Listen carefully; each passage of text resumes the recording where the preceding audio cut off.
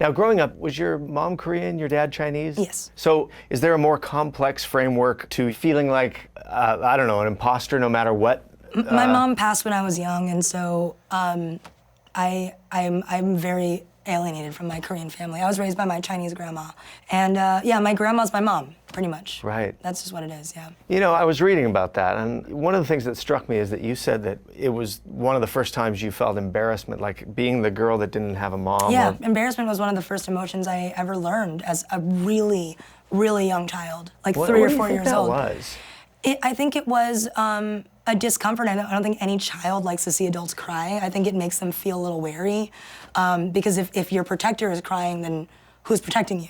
And so the more emotional everyone else got around me, the more funny I would get. You were trying to get the adults to stop crying because then the world didn't seem so scary. That's how I saw it when I was young. No Well, kidding. don't cry because, you know, I'm doing this. Like, that's the kid I was.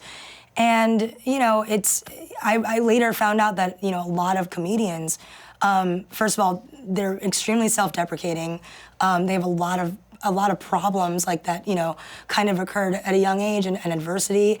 And out of that was born, you know, a lot of other things. So when you were a kid and you started being funny, did it have a secondary consequence past like the protection aspect and the defense mechanism? Like, did you start to notice you liked the attention? Yeah, I remember I would study like Saturday Night Live and Mad TV because I knew that if I dropped, like if I studied what was going on, then I would understand what was going on in the news, and then I would bring that up at like 6 or 7, and I would entertain so many adults around me. Did you want to be a stand-up comedian? Did you want to be an actor? Did you want to be a musician? Like, what did you want to be? I didn't want to do any of those specifically. I think my whole life, people have always been saying, like, you gotta do stand-up.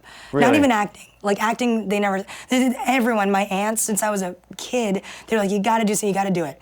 And, you know, to this day, like, I have never really done stand-up ever because I didn't see it as a viable career, but I also remember always questioning, like, what I could do. And none of it ever seemed right. I always wondered, like, how would going to school and whatever connect to being with an adult? Like, what would I be like as an adult? What would I do, you know? And it Who never would you made talk sense. to about this stuff? In myself, in my head. I was Just an your only head. child, yeah. So you just had a lot of like, you had to figure out all this stuff Dude, on you your own. know what it's didn't- like growing up as an only child? Tell me. It's the loneliest existence.